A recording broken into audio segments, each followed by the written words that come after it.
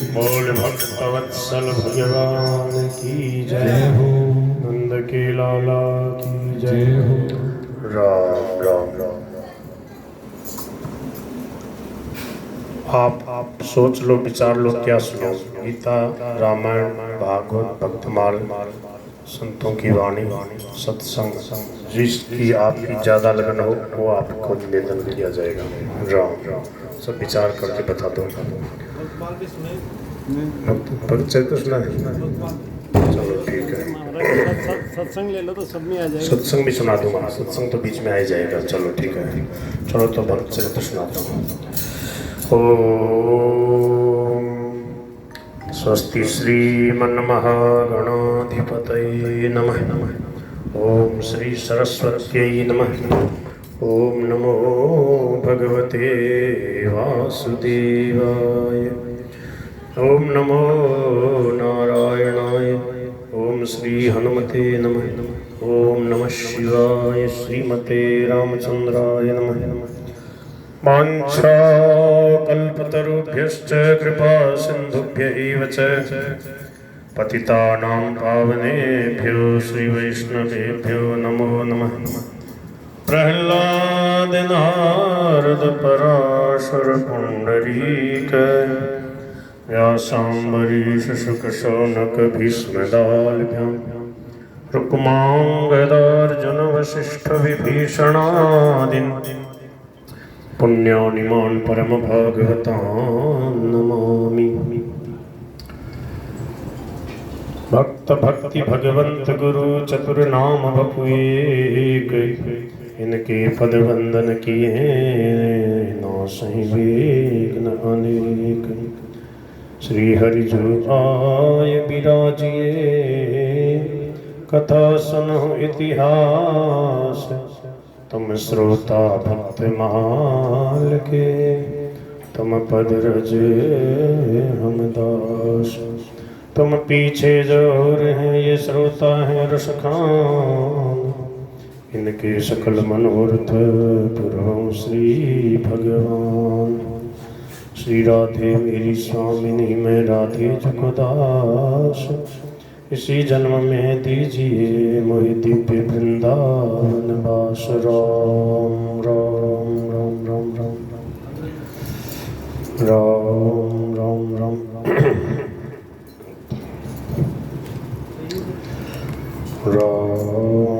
राम राम राम राम।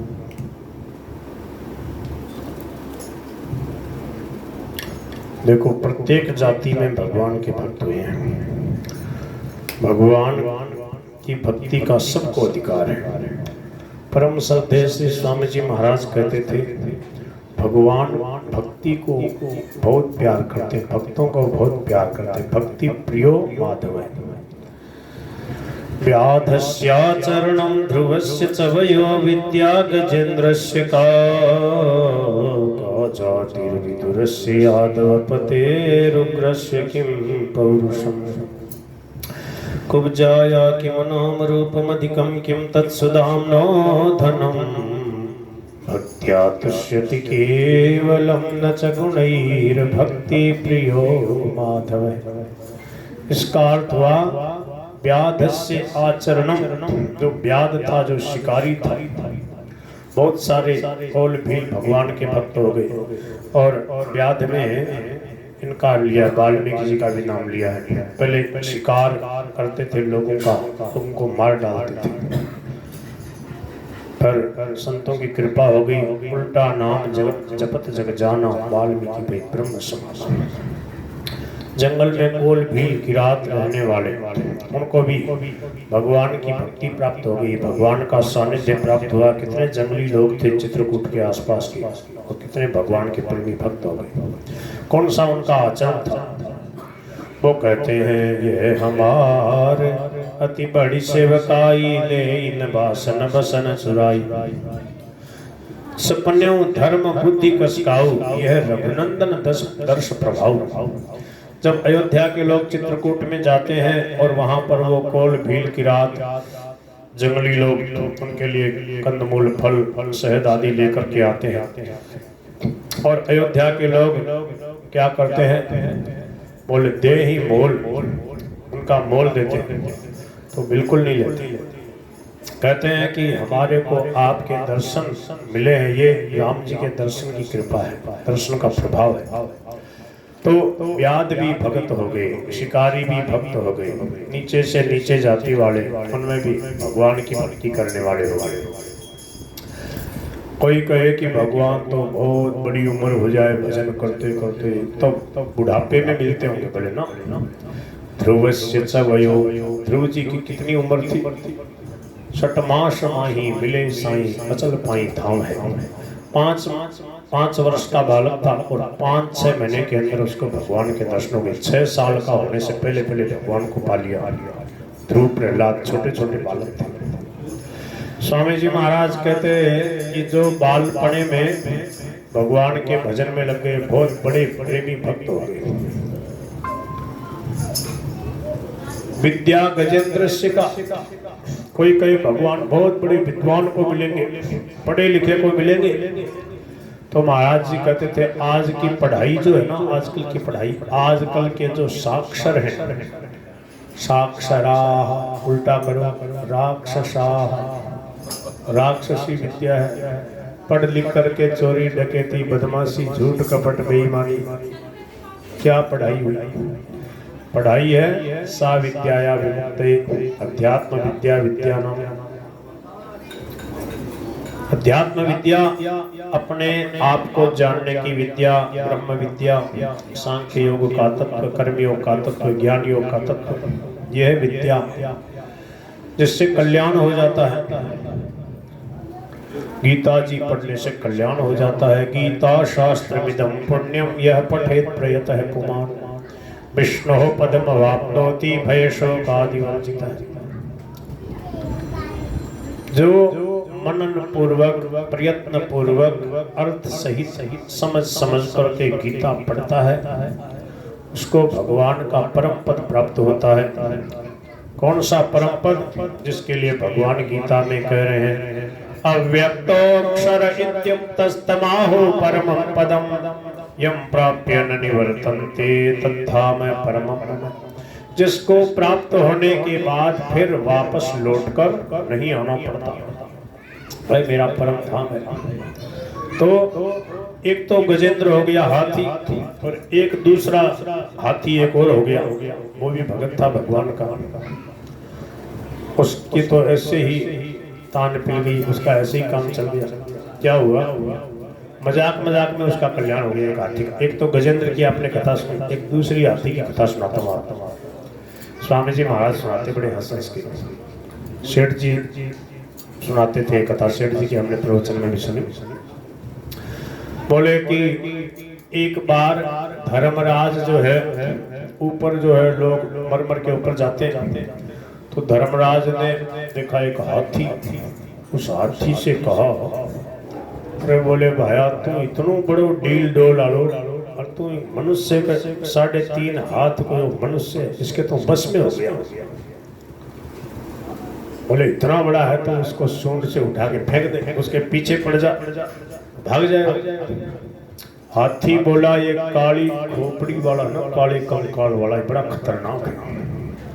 ये मनुष्य जो है बड़ों को वश में कर लेता है, इसके बस में तो आप हो जाओ, भगवान हो जाओ। अरे बोले कैसी बात करता, भगवान किसी के बस में हो जाए? मैं किसी के बस में? मेरे तो सब बस में, मैं सबके ऊपर शासन करता। बोले कि मेरे यहाँ तो दिन रात आते रहते, मैं तो सबको नरक स्वर्ग में डालता हूँ। बोले मर करके आते हैं, कोई जिंदा आए तो पता लगे तेरे को। समझ में आ रहा है क्या? बोले जिंदा कोई आए ना मनुष्य तो तेरे को पता लगे। तो बोले ठीक है, जिंदे को बुला के दिखा देता हूँ। बोले बुला लो। तो क्या किया? धर्मराज ने अपने 3-4 जो दूत जाते हैं उनके लोगों को लेने के लिए, उनसे कहा कि भाई अब की बार एक जीवित को लेके आना था। देखता हूँ ये जो हाथी कह रहा है क्या कर लेगा, जीवित आदमी आ जाएगा। तो कहा एक जीवित को लेके आना। ठीक है। अब क्या हुआ कि वो रात में आए यमराज के दूत 12 से 3 के बीच में ज्यादातर जो है राक्षसों का, भूत प्रेतों का, इनका सब का समय ज्यादातर होता है, तो यमराज के दूत भी घूमते फिरते ही हैं। रात में आए तो देखा एक ऊंची बिल्डिंग पे खुले में खाट के ऊपर सो रहा है, मस्ती से ठंडी ठंडी हवा ले रहा है। बोले यो ठीक है ना, अपने नीचे क्यों इधर उधर जाए, ये ऊपर छत के ऊपर है ही, इसको ही उठा ले, खाट के समेत ही उठा लो, इसको पलंग समेत उठा लो, ले जाने में भी सुविधा रहेगी। बोले हाँ। यमराज के दूतों ने, धर्मराज के दूतों ने ऐसा विचार करके वो गहरी नींद में नींद का सबड़का लेके सो रहा था, उसको उठा लिया और उड़े जा रहे अब दो और ऊंचे गए तो खूब ठंडी ठंडी हवा। अब उसको क्या है कि उसकी नींद जो है वो नींद उचट गई, उसकी जग गया। वो तो नीचे उस खाट के पागी लेकर के जा रहे। और अच्छा वो था कायस्थ होता ना, श्रीवास्तव माथुर, बहुत बुद्धिमान थे। शरणानंद जी महाराज का शरीर कायस्थ शरीर था। तो क्या है कि वो लेखक था और पढ़ता रहता था ग्रंथों को। तो उसने देखा झांक के बात क्या है, मेरे को कहाँ लिए जा रहे, मैं तो जिंदा हूँ, मैं मरा तो हूँ नहीं। अरे बोले ये तो यमराज के दूत हैं, धर्मराज के दूतों के जो शास्त्रों में लक्षण है, बोले ये तो वो है, इसका मतलब कोई ना कोई कुछ बात हुई है, जीवित को क्यों ले जा रहे। पर चलो अपने भी क्या करें, करो उसको तू करो। तो वो गीता भी पढ़ा हुआ था, निर्भय था, साधक आदमी था, डरा नहीं। उसने सोते सोते ही वहाँ ऊपर पलंग पे पड़े पड़े उसके कलम कागज सब उसके पास ही थे, वो उसके तकिए के नीचे रखता था डायरी कलम कागज, वो लिखा पढ़ी करता रहता था। तो उसने एक पत्र लिखा, श्रीमान धर्मराज जी से श्री वैकुंठ लोक के अधीश्वर श्री विष्णु नारायण का राम राम वंचना। आगे समाचार एक वंचना कि ये मेरा विशेष व्यक्ति आपके यहाँ पर आ रहा है, इसको आते ही अपनी गद्दी का अधिपति बना देना, इसकी सेवा में हाजिर रहना, ये जैसे कहे वैसे ही करना, आपका नारायण वैकुंठपुरी। समझ गए। एक जैसे नरसिंह मेहता ने हुंडी लिखी थी ना, ऐसे उसने लिख दिया, भगवान के नाम पे पत्र लिख दिया और उसको ले लिया। अब जैसे ही यमराज के दूत जा करके धर्मराज के सामने उसको खड़ा किया, खड़ा होते ही बोले लीजिए। अब वो दूत जो थे हम सोच रहे इसका मतलब उनकी तो पहले से कोई जान पहचान, लीजिए सा धर्मराज लो आपके लिए विशेष आदेश प्रभु का। तो धर्मराज ने तुरंत हो प्रभु का, नारायण भगवान का कोई आदेश, बोले हाँ लो। तो पत्र पढ़ा, हाँ श्री धर्मराज जी वैकुंठपुरी से नारायण, आपको आदेश है, मेरा ये विशेष व्यक्ति आ रहा है, अब ये आपके पद पे अधिष्ठित होगा, आप उप अधिष्ठाता रहेंगे, ये अधिष्ठाता रहेगा, अब आपके संस्थान का मालिक ये रहेगा, आप इसकी आज्ञा में रहना, आपका भौतिय नारायण वैकुंठ। आओ आओ आओ आओ प्रभु, प्रभु के लाडले आओ। वो धर्मराज जो है नीचे बैठ गया चरणों में और वो शासन करने लग गया धर्मराज के पद पे। अब वो उसने, अब जैसे ही वो लोग आते जा रहे, क्योंकि प्रतिदिन हर निशम क्या है, वो धर्मराज कहते ना, यक्ष ने जब प्रश्न किया है कि आश्चर्य क्या है, बोले अहन्य भूतानि गच्छन्ति है जमालय पर शेषा स्थावर मिच्छन्ति किमाश्चर्य मत है। आश्चर्य क्या, बोले प्रतिदिन लोग जा रहे हैं, दूसरे लोग उसको अपने हाथों से बाढ़ के आ रहे हैं और फिर भी सोचते हैं कि अभी हमारा नंबर थोड़ी आएगा, एक दिन कभी देखी जाएगी, पर अभी हम थोड़ी मरते हैं। एक बार थोड़ा सा लगता है, बोले एक दिन आना पड़ेगा यहीं पे। उस समय थोड़ा सा शमशानी बैरागी भी जगता, बोले भाई अब झूठ कपट बेईमानी नहीं करेंगे, आज से बीड़ी नहीं पिएंगे, आज से चाय के हाथ ही नहीं लगेंगे, आज से कूड़ा कचरा जो मुंह में भरा रखा गंदगी कभी नहीं इसके हाथ में, पता नहीं कब मरना पड़ेगा। शुद्ध सात्विक खान पान करेंगे, अब पूरे गोव्रती होकर जिएंगे, कितना दिन का जीवन, गोव्रती होकर जिएंगे, गाय का घी दूध दही का सेवन करेंगे, गायों की सेवा होगी, गायों की रक्षा होगी। जब हम गायों की आवश्यकता अनुभव करेंगे तभी तो गायें बचेंगी, गायों की सेवा होगी। तो अच्छे अच्छे थोड़ी देर के लिए विचार आते हैं कि देखो ये कितने अच्छे लोग हैं, भजन करते हैं, कितना सत्संग करते हैं, इनका जीवन सफल है, कहते भी हैं, परंतु फिर भी भीतर से मानते नहीं। थोड़ी देर के लिए वैराग्य आता भी है और फिर वही घोड़ा वही आता है। इसलिए कहा सत्संग है सेवधिर निर्णाम, सत्संग करते रहना चाहिए, सत्संग से जागृति आती है। अब क्या हुआ कि खूब लोग आ रहे, धर्मराज जो है धर्मात्माओं के लिए, पुण्यात्माओं के लिए धर्मराज है, उनको स्वर्ग में भेजता है, और जो पापी है उनके लिए वही यमराज है, डरावनी सूरत धारण करता, भयंकर उसको डराता है कि तेरे को मनुष्य शरीर मिला, तेरे को प्रभु का नाम मिला, तूने नाम नहीं लिया, मनुष्य शरीर प्राप्त करके तूने मांस मदिरा का सेवन किया, झूठ कपट बेईमानी का व्यापार किया, गायों की सेवा नहीं करी तूने, और ऐसे ऐसे नालायक हो गए इस पृथ्वी में, तो गायों के लिए पैसा आता उसकी महाराज चोरी करते, गायों के लिए जो जमीन होती है गोचर की जमीन उसको हड़प गई, उसके समान कोई पापी नहीं, उसकी छाया पड़ जाए तो जो चांडालिनी होती ना, ऐसी ऐसी कथाएं आती हैं, वो क्या है मनुष्य की शरीर खोपड़ी में और कुत्ते का मांस पका के खाने वाली, वो कहती है कि गोचर को हड़पने वाली की अगर छाया पड़ जाएगी ये मेरा मांस अशुद्ध हो जाएगा,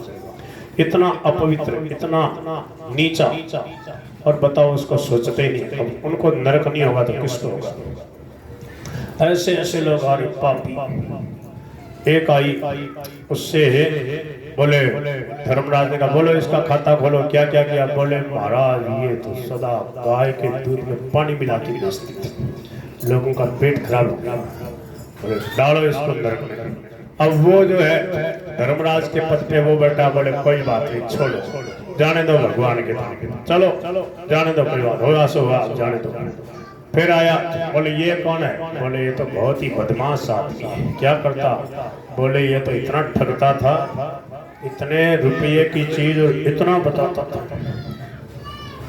बोले आप जैसा हमारा कौन होगा, आप हमारे असली ग्राहक, आपसे ऐसा करेंगे तो कैसे काम चलेगा? पहले तो पसंद करो फिर बता सकते। वाह भाई कितनी चतुरता, अब जो पसंद करोगे उसी का दाम बढ़ा के बता। ये इसने लोगों को लूटा है। बोले उनसे नरक में डाल। बोले कोई बात नहीं, जाने दो बैकुंठ। ऐसे करते करते जो आवे सबको बैकुंठ में, विमान में बैठ बैठ के बैकुंठ में जा रहे, बैकुंठ में जा रहे। भगवान नारायण ने देखा क्या हुआ, कौन आया ऐसा, कौन ऐसा खूब गायों की सेवा करने वाला, खूब गुप्त दान करने वाला कौन प्रकट हो गया?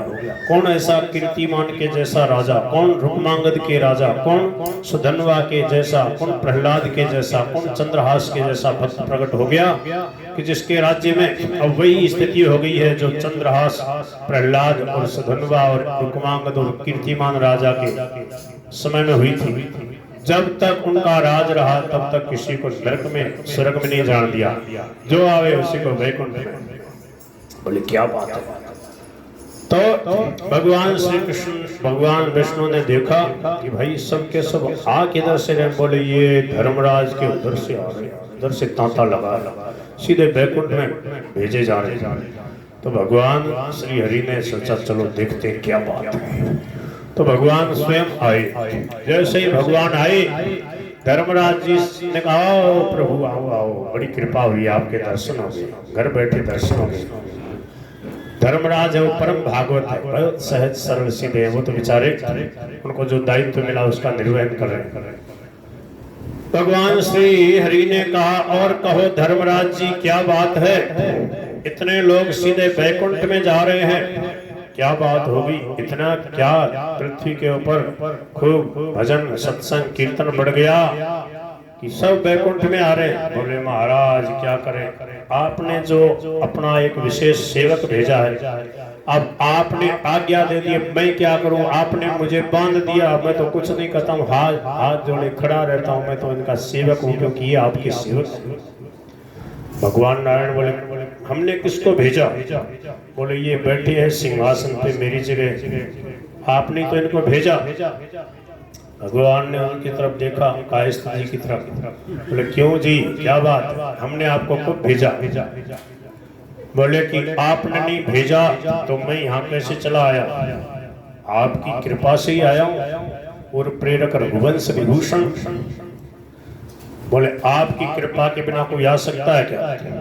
बोले इनके मन में प्रेरणा किसने करी? मेरे को ही क्यों उठा के लाए? इन यमराज के सेवकों के हृदय में आप हो के नहीं हो? बोले हूं तो सही। तो इस आप गीता में लिखते हो सर्वस्य चाहं हृदय सन्निविष्टो, हो कि नहीं? बोले हाँ। इनके प्रेरणा हुई इसी को उठा के ले चलो। तो इनके कैसे मन में आ गई? और प्रेरक रघुवंश विभूषण, सही है? बोले हाँ है तो सही। तो तू यहाँ आ गया है? बोले हाँ। अब बोले तू जा। कहाँ जाऊँ?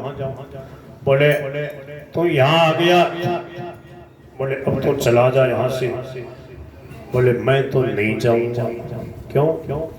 बोले अब मैं आपके दर्शन कर रहा हूँ, अब मैं आपको प्राप्त हो गया, अब मजाल क्या है ब्रह्मा जी की भी जो मेरे को भेज दे नीचे। मैं तो नहीं जाऊंगा, आपके साथ जाऊंगा वैकुंठ में। भगवान बोले क्यों?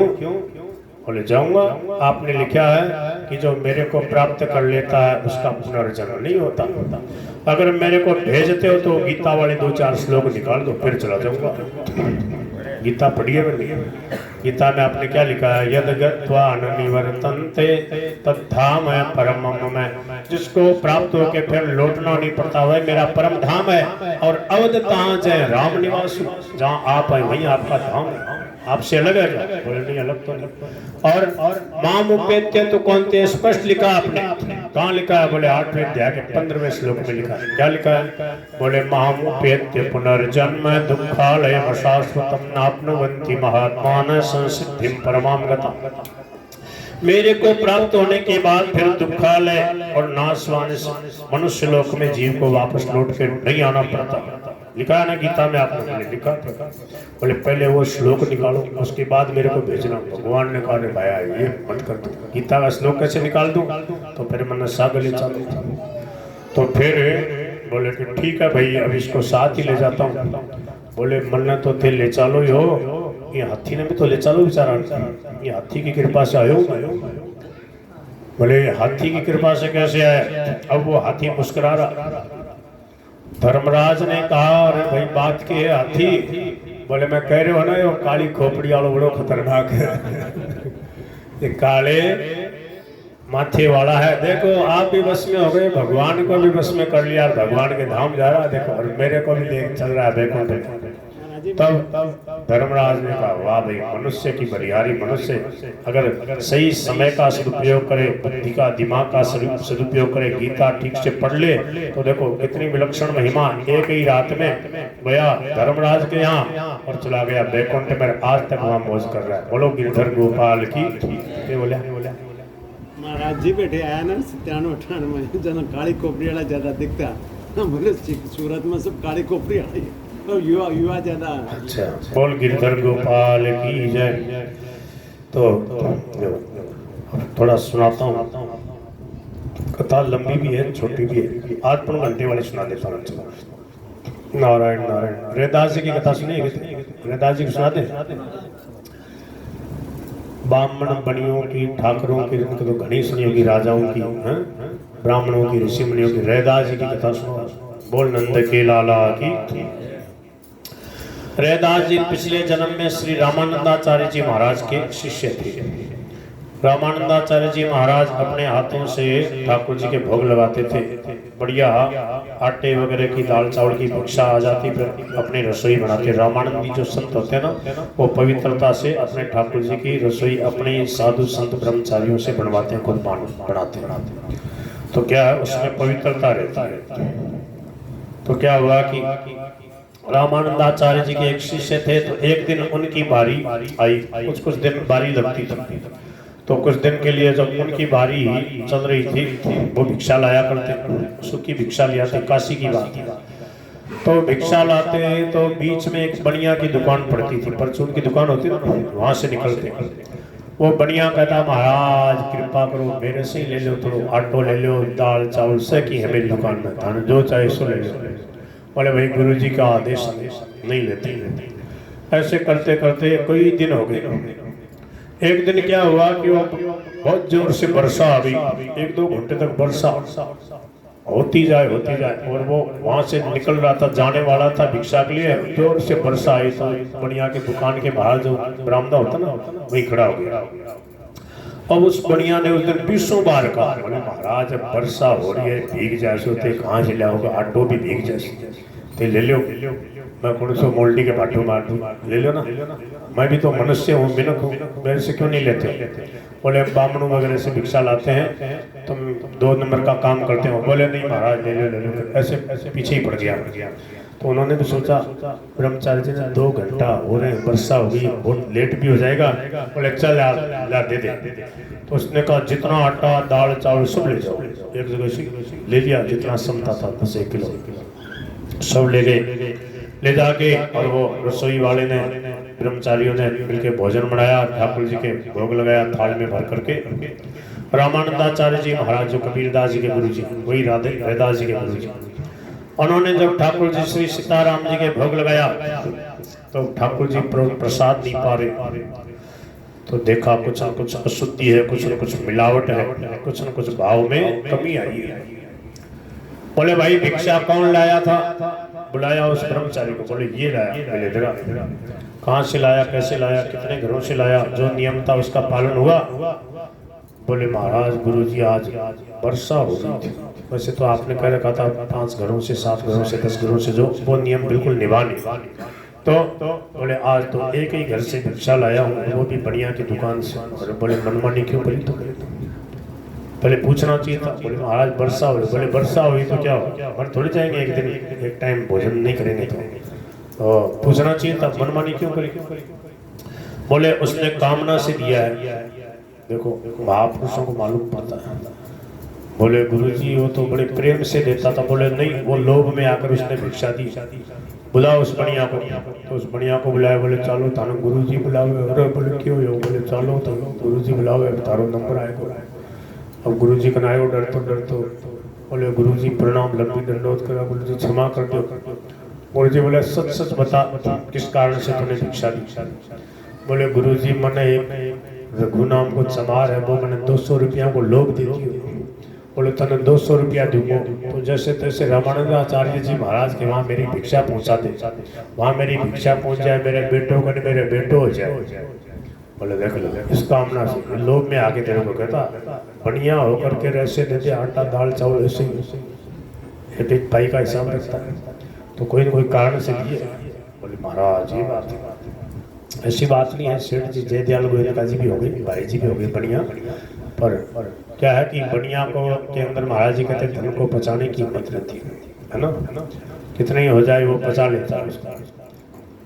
तो क्या हुआ कि अब वो रामानंदाचार्य जी ने कहा तुमने मनमानी करी है और उसके बेटा है नहीं, बेटे का योग है नहीं, तुमने ये भिक्षा ला के ठाकुर जी के पास तक पहुंचा दी। अब क्या करें, उसका प्रारब्ध बन गया नया, अब हमारे पास तक ठाकुर जी तक आ गई और ठाकुर जी के आश्रय में होकर के ठाकुर जी तो पचा ही सकते हैं, ठाकुर जी की इच्छा है, चलो अब तुम ही जाओ, तुम ही उसके बेटा बनो, जाओ मरो जाके, ऐसा कहा और वो ब्रह्मचारी जी मर गया। लोगों ने देखा हे प्रभु ये कैसी लीला, जवान लड़का था ब्रह्मचारी मर गया। अब वो जो रघु चमार था उसके और समय पा करके 9-10 महीने के बाद में उसके बेटा हुआ, पर ये जाति स्मरण निकला। उसको मालूम था मैं तो ब्राह्मण हूँ, ब्रह्मचारी था, महाराज की सेवा में रहता था। अब इसको मालूम, बोले नहीं इसका दूध नहीं पीऊंगा, मैं ब्राह्मण हूँ, इसको छूंगा नहीं। अब वो उसकी माँ उसको छुए तो रोवे, उसको सुहावे नहीं, छुए ना सोई सुहावे नहीं, दूध नहीं पियो बिल्कुल। अब बड़े परेशान, बोले लड़का हुआ बड़ा सुंदर है, सौम्य है, पर दूध नहीं पीता।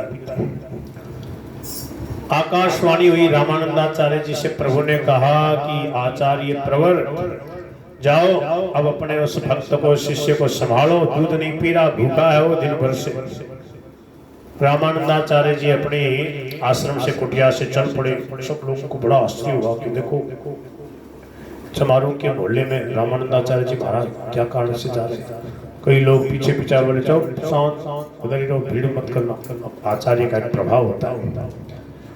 और वो आए उस रघु चमार के घर के सामने खड़े होकर के बोले आपके यहाँ बेटा हुआ? बोले हाँ महाराज, गुरुजी आपकी कृपा से बेटा हुआ है। बोले दूध नहीं पी रहा? बोले गुरुजी आप तो अंतर्यामी हो, आपको पता लग गया? बोले हाँ दूध नहीं पी रहा। क्या करें?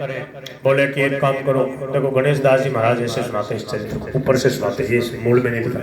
रामानंदाचार्य जी महाराज ने कहा कि बालक को बढ़िया स्नान कराओ, गोबर गोमूत्र से चौका को लीप दो और बच्चे को गोबर गोमूत्र वगैरह से स्नान कराओ, बढ़िया शुद्ध करके, और उसको गोबर से लिपे हुए आंगन में बैठा दो, कोमल सा कपड़ा शुद्ध साथ बिछाकर आप सब लोग एक तरफ हो जाओ, मैं उससे कुछ बात करूंगा। देखो महापुरुषों की लीला। अभी 2 दिन का बच्चा है और रामानंदाचार्य जी आए, सही महाराज देखते ही खिलखिला, हाथ पैर हिलाने लगा, नाचने लगा अपनी भाषा। कहा गुरुजी आपके दर्शन हो गए। गुरुजी ने कहा बेटा अब तेरे को यहीं पे इसी माता का दूध पीना है, तुम ब्राह्मण पने का अभिमान छोड़ो, वैष्णव हो तुम, भगवान के भक्त हो, ये भी भगवान के भक्त हैं, लो इनको भी मैं भगवान का नाम दे देता हूँ, वे समझो ये जाति में मत गिनो, वैष्णव है, मैं यहाँ इनके यहाँ आ गया, जाओ माँ का दूध पियो, माँ का दूध अमृत होता है, उसमें घृणा मत करो, जाति में मत देखो, दूध पियो। ठीक है गुरुजी, केले की बात होगी, समर्थ महापुरुषों की ऐसी लीला होती है।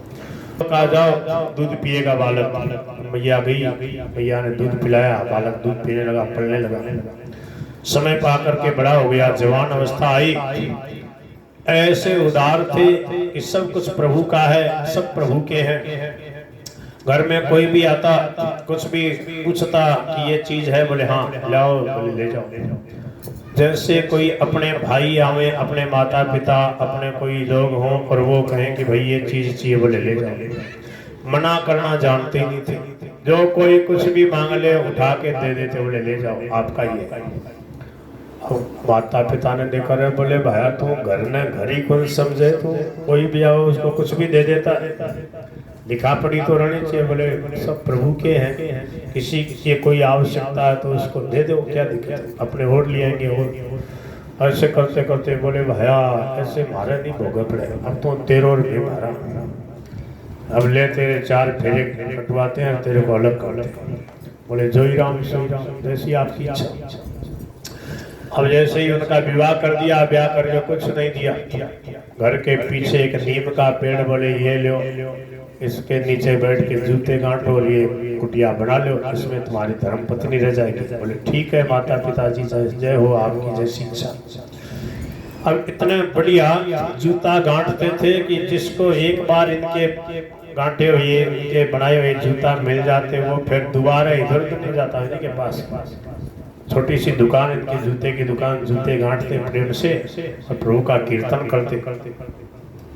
कई दिन हो गए, ठाकुर जी ने देखा मेरा भक्त है तंगी में, इसका निर्वाह हो रहा, चलो मेरे भक्त को मुझे कुछ देना चाहिए, क्योंकि मेरी प्रतिज्ञा है क्या, अनन्यास चिंतयन्तो माम ये जनाः पर्युपासते तेषां नित्याभियुक्तानां योगक्षेमं वहाम्यहम्।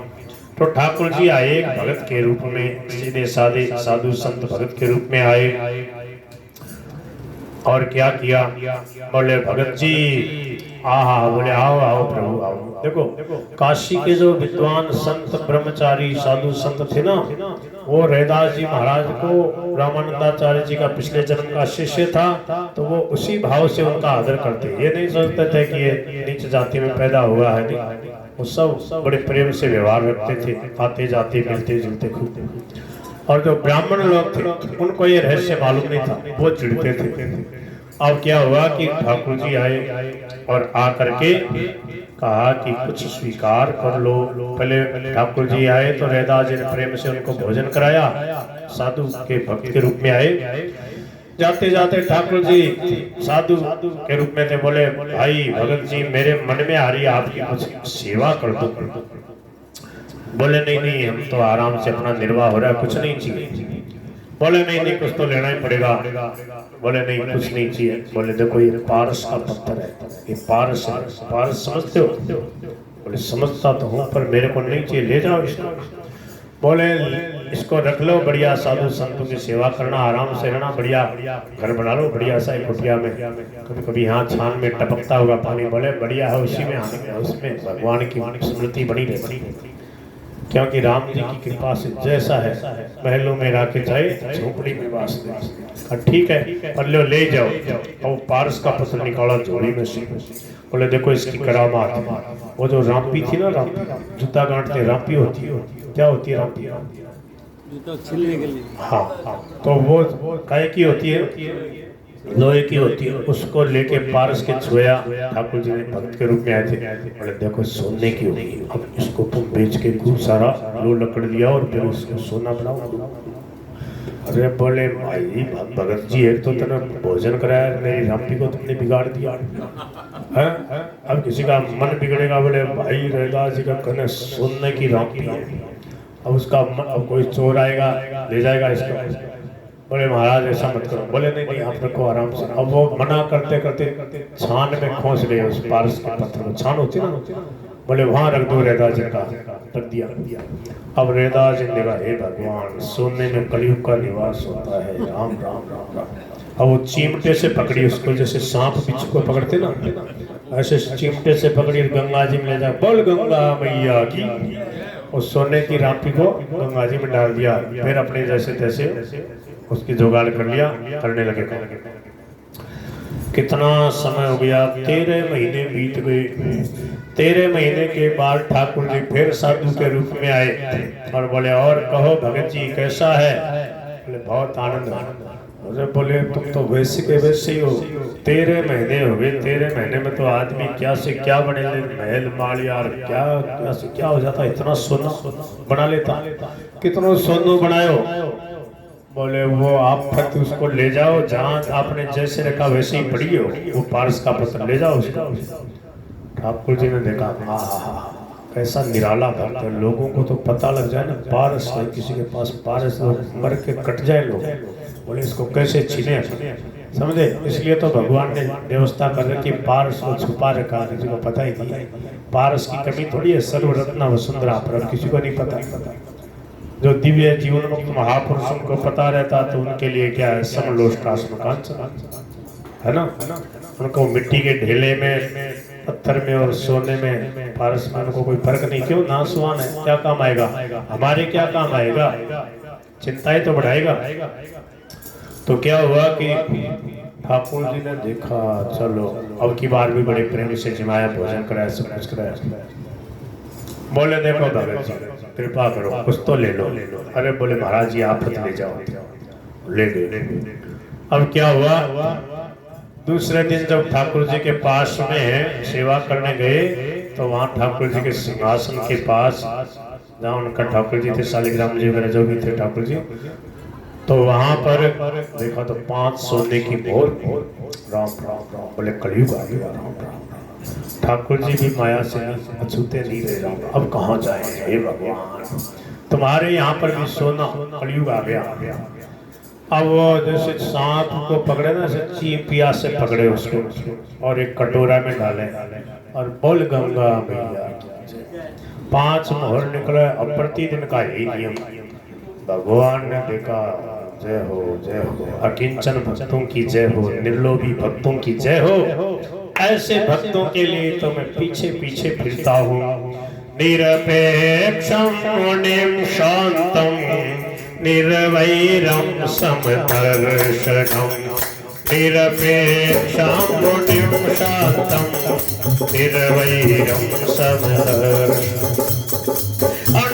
अनुव्रजाम्यहं नित्यं तुयेत्यं वीरेणुभिः, अनुव्रजाम्यहं नित्यं तुयेत्यं वीरेणुभिः। हरे राम राम राम हरे हरे। बोलते जाओ हरे राम राम राम हरे हरे। हरे कृष्णा कृष्ण कृष्ण हरे हरे, हरे कृष्णा कृष्ण कृष्ण हरे हरे। हरे राम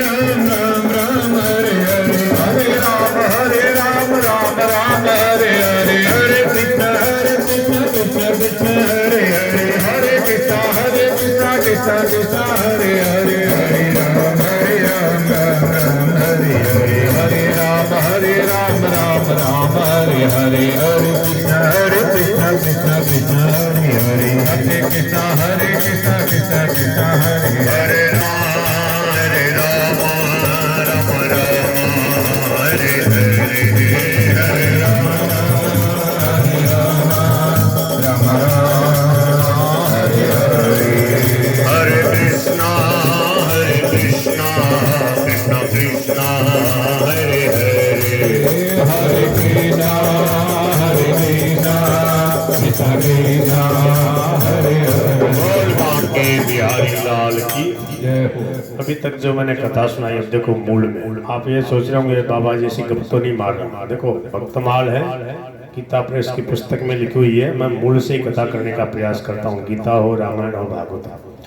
रामानंद जो को शिष्य ब्रह्मचारी रहे एक, गहे वृत्ति छूट की कहे तासो बाणियो।